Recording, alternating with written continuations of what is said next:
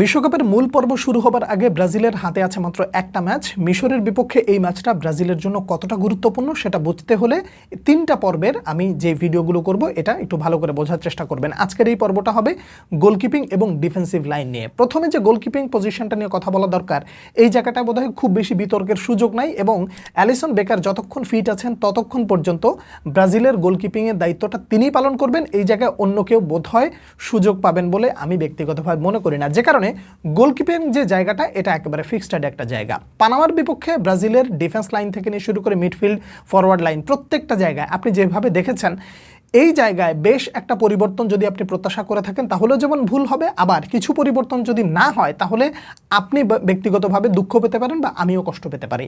Defensive লাইনে আপনি যেই পরিবর্তনটা দেখতে পারেন, পানামার বিপক্ষে শুরু করেছিল লিও পেরেইরা আর জুভেন্টাসের ব্রেমার। এই দুইজনের জায়গায় নতুন করে স্কোয়াডের সাথে যেহেতু যুক্ত হয়েছেন গ্যাব্রিয়েল মেঘালাস এবং মার্কুইনহোস, এখন দীর্ঘ একটা যাত্রা শেষ করে তারা যেহেতু জাতীয় দলের স্কোয়াডে যুক্ত হয়েছেন, আপনি এই দুইজনকে শুরু না করে বরঞ্চ আপনি এই দুইজন থেকে একজন যদি শুরু করে তাহলে বোধহয় খুব একটা খারাপ হয় না।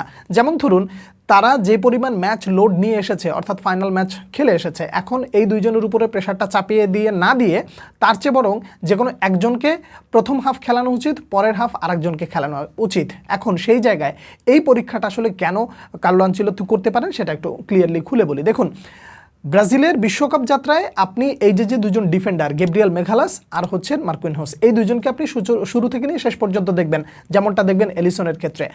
আপনি এই দুইজনকে যেহেতু ফিট পাচ্ছেন সেহেতু এই দুইজনকে নতুন করে আর পরীক্ষা নিরীক্ষা করার কিছু নাই। হ্যাঁ, এমনটা হতে পারে প্রথম ৪৫ মিনিট তাদের সমন্বয়ের যেই সমন্বয়টা দরকার দলে খেলতে হলে সেই সমন্বয়ের জন্য ৪৫ মিনিট তারা খেলতে পারে, পরের ৪৫ মিনিট তাদেরকে পরিবর্তন করে অন্য দুজনকে নামালেও নামাতে পারে। এটা একটা প্রস্তুতি ম্যাচ।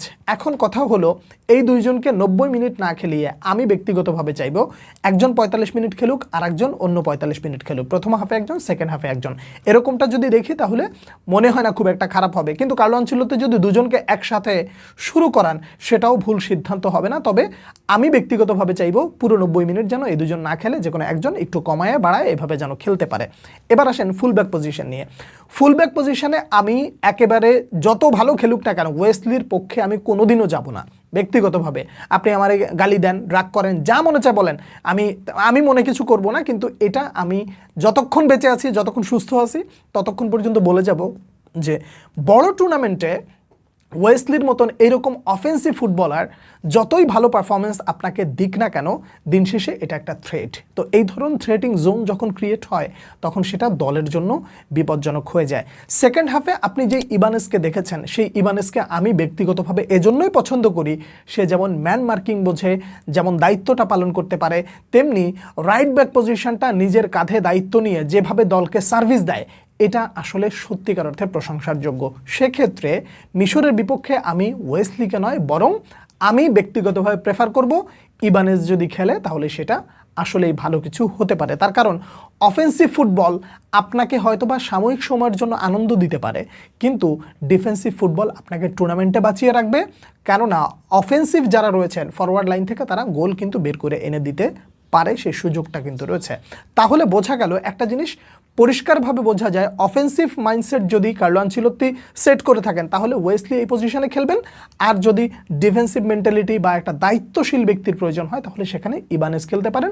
এটা আমি ব্যক্তিগতভাবে মনে করি। গেল রাইট ব্যাক পজিশন। এবার আসেন লেফট ব্যাক পজিশনে। সেখানে আসলে কে খেলেছিলেন পানামার বিপক্ষে? আলেক্সান্দ্রো। এই ম্যাচে আমি কোনোদিনও আলেক্সান্দ্রোকে চাই না, আমি ব্যক্তিগতভাবে পছন্দ করব ডগলাস সান্তোস যদি এই জায়গাটা খেলেন তাহলে খুব ভালো হবে। কেন এই কথাটা বললাম? একজন দায়িত্বশীল মানুষ পানামার বিপক্ষে যখন মাঠে নেমেছেন নিজেকে ওইটুকু টাচ দেখিয়ে দিয়েছেন যে আমি প্রথম একাদশে থাকার যোগ্য। আপনি একটু খেয়াল করে দেখবেন পানামার বিপক্ষে প্রথম যে হাফ, ওই হাফে আপনি সান্দ্রোকে কতক্ষণ খুঁজে পেয়েছেন? বরঞ্চ আমি যদি বলি যে সান্দ্রোকে যদি আপনি হাতে ধরে কোনো জায়গায় খুঁজেও থাকেন নিজ চোখে, তাও আপনার বোধহয় তাকে খুঁজে পেতে কষ্ট হয়ে গেছে। কিন্তু সেকেন্ড হাফে দেখেন সান্তোস যেভাবে নিজেকে মেলে ধরেছে এবং দায়িত্বটা পালন করেছে।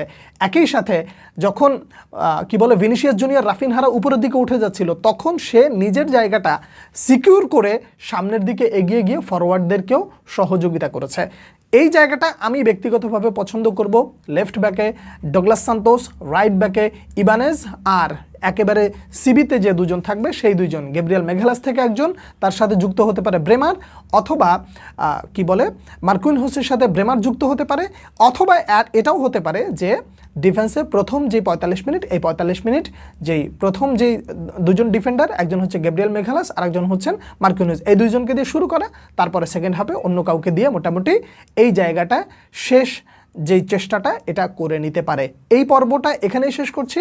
পরের পর্বে মিডফিল্ড, তারপরের পর্বে ফরওয়ার্ড নিয়ে কথা বলবো। আশা করি সে পর্যন্ত আপনারা আমাদের সঙ্গেই থাকবেন।